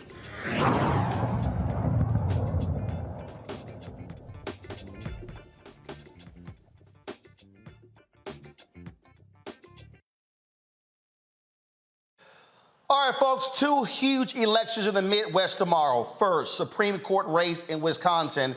If Democrats win that race, they will take control of the state Supreme Court for the next 10 years. That is a huge, huge race. We're also watching the mayoral race in Chicago. It pits Paul Vallas versus Brandon Johnson to succeed Lori Lightfoot as mayor of Chicago. Now, for everybody to know, look, we reached out to Paul Vallas' campaign for the last 2 weeks. They have not accepted our invitation to come on the show. And so that's on them, just letting y'all know exactly what's going on there. And so I guess Vallas is not talking to black media, black-owned media. And so, but Brandon Johnson is. This is his third appearance on our show. Brandon, glad to have you back. You're going down to the wire. Polls open tomorrow morning in Chicago. What is your closing argument? Yeah, thank you, Roland, and thank you again for the opportunity to speak to our people. You know, look, better, stronger, safer Chicago is just moments away. You know, this multicultural, intergenerational movement has captured the imagination of people all over the city and, quite frankly, all over the country. As you know, MLK 3 has been here. Congressman Clyburn has been here. Bernie Sanders, Elizabeth Warren. I mean, we have captured the imagination of the people all over the city of Chicago because we are moving a message that's very much uniting people, fighting for good schools, making sure that we have reliable transportation, making sure that we can actually afford to live in this city. That's how we actually build a better, stronger, safer Chicago, is by investing in people. And I've made a commitment to double the amount of young people that we hire, not just for summer jobs, but for year-round positions. And people are very much excited about that. And it's why we're looking forward to taking the people to the fifth floor. And when you talk about, I mean, obviously public safety is an issue folks have been talking about. But one of the things that you have done is expand the concept of public safety, making it more than just give cops more money, but really creating neighborhoods that keep people safe. And it's not just about law enforcement. No, that's exactly right. Look, you know, public safety is on the minds of everyone in the city of Chicago, right? It's a serious problem. I'm right here on the west side of Chicago in North Lawndale. You know, my wife and I, we're raising our family in Austin. And these are dynamic communities, but they have been disinvested in over the course of a generation. And as a result of that, of course, it's made our communities less safe. And so that's why we are committed to making sure that we are investing in people, that we're doing what works. And that's good paying jobs, mental health care, all that is important. Real quick, questions from our panel. Nola, you first. Your question for Brandon Johnson. Thank you so much. And I definitely wish you luck tomorrow. As a person who loves Chicago, I have a question about I know that you're expanding the definition of public safety. How does economic empowerment factor into that expanded definition? Because if people have opportunities, if they have hope, if they have jobs, if they can feed their families, they're not doing other things to do those basic human necessities. So how are you incorporating an economic message? Thank you. No, that's absolutely right. I'm the only person in this race that has actually released a budget plan that eliminates the structural deficit that we've had to endure for a generation now, making up to $1 billion of new investments and doing it without raising property taxes. And what I've said repeatedly is that in order to create, an economic environment that works for people, you have to invest in people. And one of those things is making sure that our small businesses are thriving. And so I've committed to a 50-30 plan, which means 50% of all goods and services have to be for minority-owned and women-owned businesses.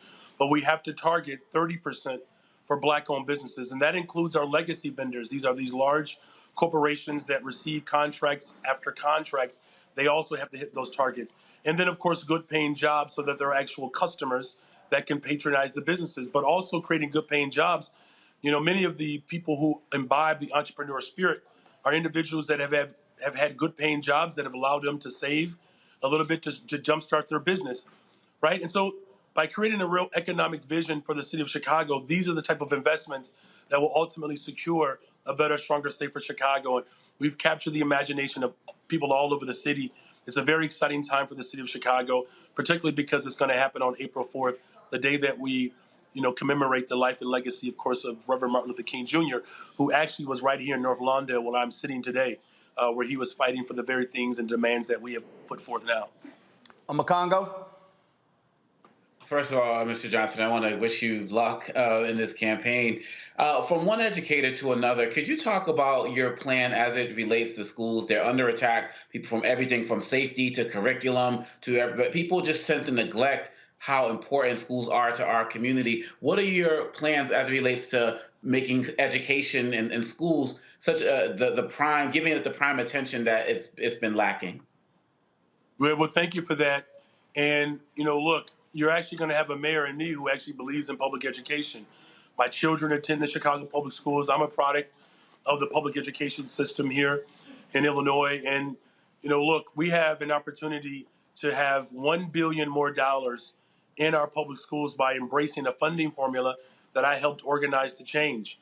And what we have seen is that because we have not embraced this new funding formula, the Chicago Public Schools is literally leaving $1 billion on the table. So we're going to capture those dollars. We have an elected representative school board coming to the city of Chicago, which mayoral control has been an absolute failure. The bottom line is this: we need a well-rounded, rich curriculum, and that includes the arts, making sure that there's access to music. One of the things that we have seen in Chicago is that arts and music have been cut from the curriculum. The trades, we're going to implement these as early as 5th and 6th grade. We're seeing opportunities break out all over the city of Chicago when we implement and institute the trades in our work. And then, of course, childcare for all. We are committed under my administration, not just for childcare for all, but community college being free for Chicago public schools. Ultimately, the last thing that I'll say is we have to close the gap between graduation and education opportunities. And that's what my investments will do. And that's how we're going to have a better, stronger, safer Chicago. Julian? Brandon, I'm very excited about your candidacy. I've taken the liberty of calling you by your first name because we know each other. But I'm so excited. The stark contrast between Vallis and the police union and yourself and the teachers union is literally lets people decide what are your priorities. But there are many Black elders who really are frightened about the concept of defund the police, even though you have not embraced that. Talk to them about what your commitment to public safety is, and you don't mean eliminate the police. What do you mean? No, thank you for that. And Dr. Malveaux, I've admired your career from the moment I started organizing 11, 12 years ago. And thank you for your leadership to education, and particularly the education of our people from the very beginning all the way up through college. But the bottom line is this: look, we need to have smart policing in the city of Chicago, and that's what we have not had. the policies that we have implemented over the course of a generation has left us less safe. You know, here's the bottom line, that when I talk about prevention, we have to do that, right? And investing in young people and making sure that we double the amount of young people, that is what's going to keep our communities safer. We are going to train and promote 200 more detectives because we have to solve crime in the city of Chicago. I'm the only person who have put forth a plan to implement the consent decree, also enforcing the red flag laws, which we're not enforcing the laws that are on the books. And we have guns flowing through the streets of Chicago. People have access to guns that shouldn't have them. And so my public safety plan is comprehensive. And the bottom line is this, too. You know, I'm raising my family in Austin, and we love the west side of Chicago, but Austin is one of the most violent neighborhoods in the entire city. And no one has more of an incentive in this race than someone, you know, who has to negotiate with their children when they go outside and play, when they ride their bikes. You know, this is something that is front and center and top of mind for me.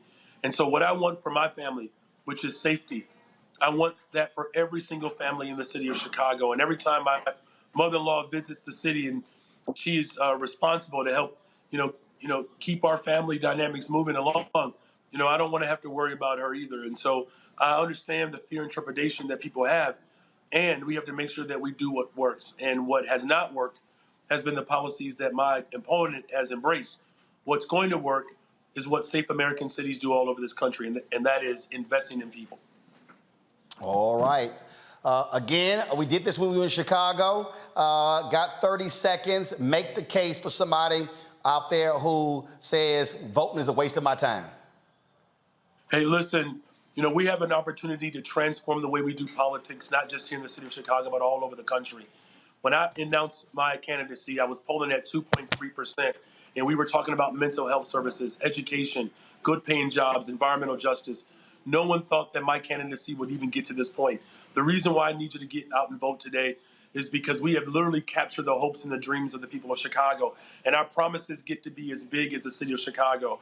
And listen, a generation ago made this moment possible, and I don't think it's a coincidence that we get to make history on the very day of which one of the greatest humanitarians ever walked the planet Earth. And when he came to the west side of Chicago, he was clear about one thing. If we can do it in Chicago, we can do it anywhere in the world. So let's do it in Chicago. Let's take the values of everyday people to the fifth floor, and know when you vote for Brandon Johnson, I'm taking everybody to the fifth floor, Roland. So I'm looking forward to you coming back to Chicago when we declare our victory, and let's continue to organize to make sure that we're not just electing our values, but we are governing on our values. Punch 5, go to BrandonForChicago.com, Punch 5. All right, Brandon Johnson, we appreciate it. Thanks a lot. Hey, thank you very much. And again, to all the people who are watching the Black Star Network, let me say it. Since March 17th, we have extended numerous invitations to the Vallas campaign to come on this show. When I was broadcasting live from Chicago, we offered for him to appear in person with us at the book signing that I had there with WVON. They declined. We have emailed them every single day. They have not accepted a single invitation to come on this show to talk about why Paul Vallas is running. Now, I personally think that's stupid from the Vallas campaign because maybe they don't realize that I'm also the co-founder of the initiative School Choice is the Black Choice, and he's a charter school supporter. So that was pretty dumb of the Vallas campaign, but I'm just simply letting everybody know, especially those people in Chicago, to know we did reach out numerous emails to the Vallas campaign. They did not find time not only to come on this show live, but to even do a pre-tape. So for those of y'all who are making your votes, making your determination as to who you want to vote for, I dare say you vote for the person who makes time for Black-owned media. Because if you are a candidate and you don't make time for Black-owned media while you're running, you damn sure not gonna make any time for Black-owned media if you actually win. So y'all take that for what it's worth. I'll be right back on Roland Martin Unfiltered on the Black Star Network.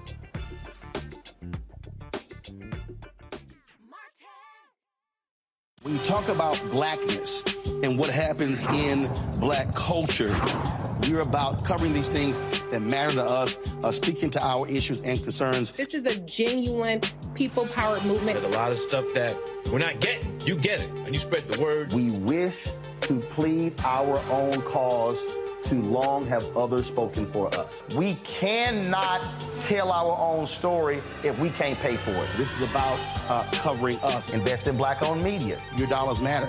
We don't have to keep asking them to cover our stuff. So please support us in what we do, folks. We want to hit 2,000 people, $50 this month, raise $100,000. We're behind 100,000, so we want to hit that. Y'all money makes this possible. Checks and money orders go to P.O. Box 57196, Washington, D.C. 20037-0196. The Cash App is $RM Unfiltered. PayPal is R Martin Unfiltered. Venmo is RM Unfiltered. Zelle is roland@rolandsmartin.com. On the next A Balanced Life with me, Dr. Jackie, re-entry anxiety. A lot of us are having trouble transitioning in this post-pandemic society and don't even realize it. We are literally stuck between two worlds, in purgatory. How to get out of purgatory and regain your footing and balance. What emotions they're feeling and being able to label them, because as soon as you label an emotion, it's easier to self-regulate. It's easier to manage that emotion. On the next A Balanced Life on Black Star Network.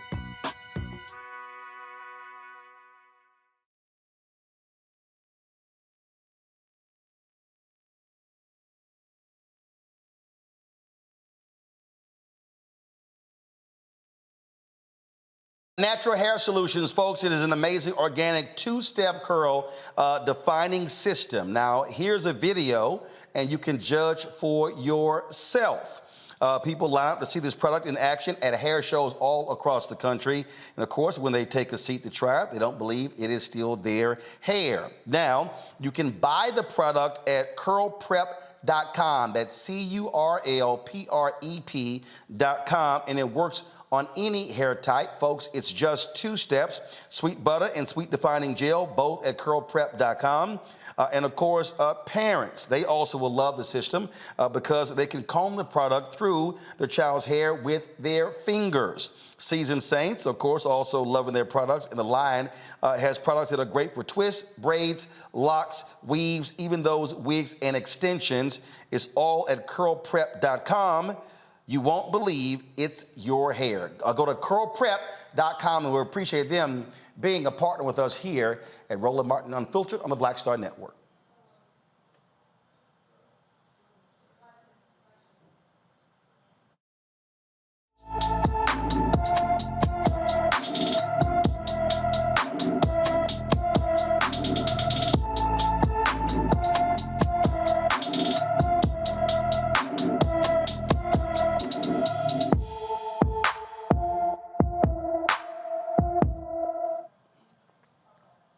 All right, folks, our black and missing. Janika Stanley has been missing from her Baton Rouge, Louisiana home since January 30th. The 16-year-old is 5 feet 1 inches tall, weighs 100 pounds, with brown hair and brown eyes.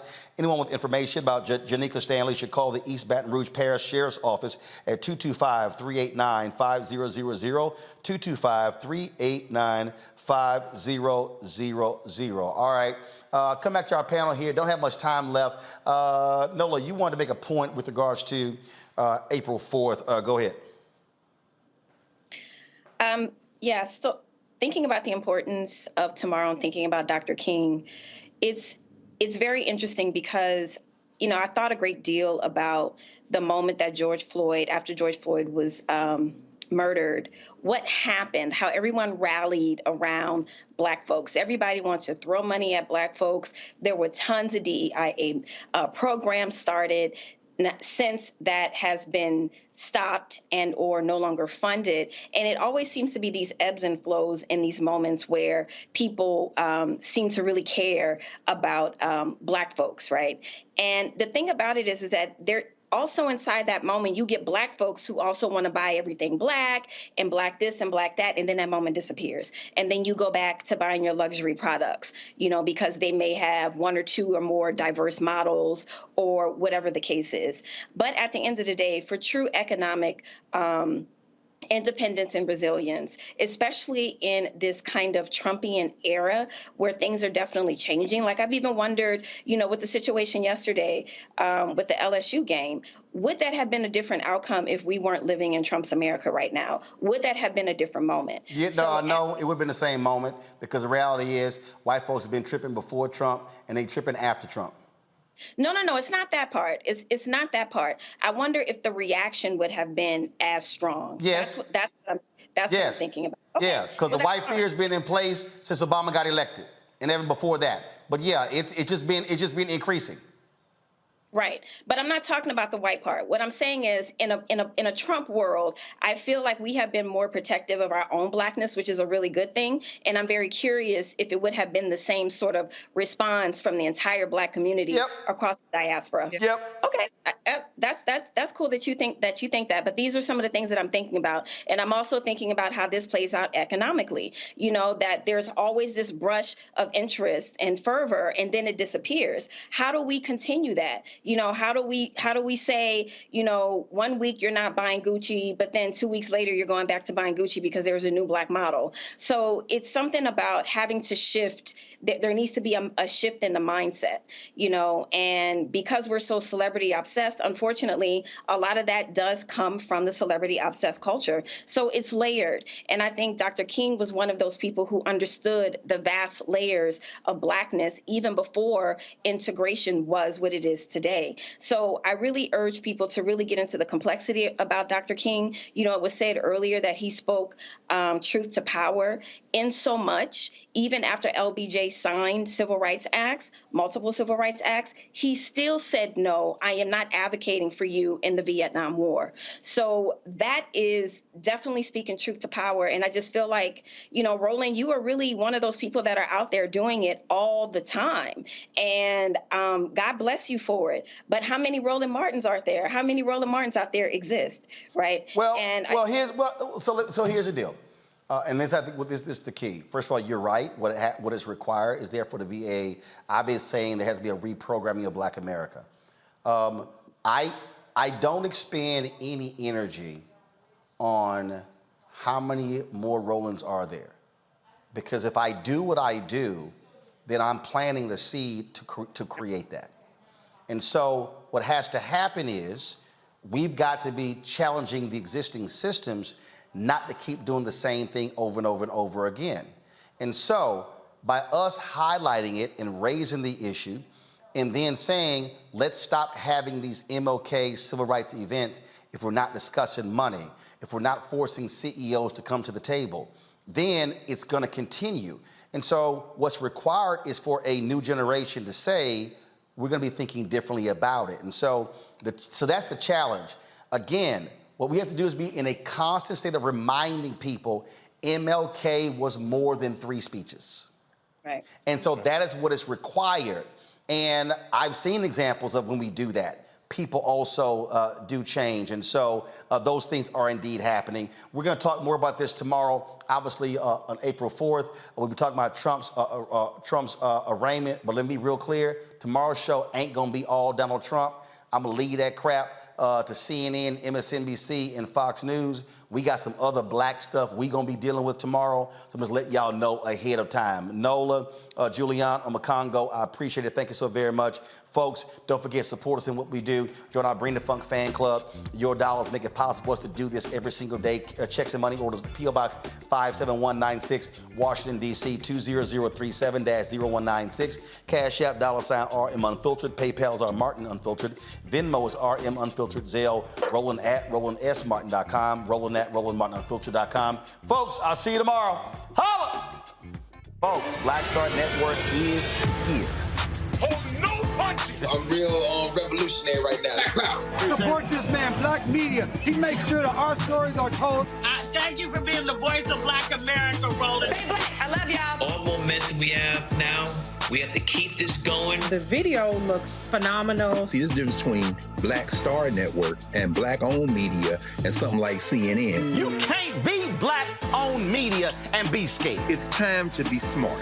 Bring your eyeballs home. You dig? Pull up a chair, take your seat. The Black Tape with me, Dr. Greg Carr, here on the Black Star Network. Every week, we'll take a deeper dive into the world we're living in.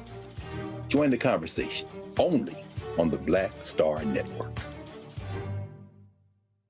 Hi, I'm Dr. Jackie Hood Martin, and I have a question for you. Ever feel as if your life is teetering and the weight and pressure of the world is consistently on your shoulders? Well, let me tell you, living a balanced life isn't easy. Join me each Tuesday on Black Star Network for A Balanced Life with Dr. Jackie. We're all impacted by the culture, whether we know it or not. From politics to music and entertainment, it's a huge part of our lives, and we're going to talk about it every day right here on The Culture with me, Faraji Muhammad, only on the Black Star Network. I'm Deborah Owens, America's Wealth Coach, and my new show, Get Wealthy, focuses on the things that your financial advisor and bank isn't telling you, but you absolutely need to know. So watch Get Wealthy on the Black Star Network.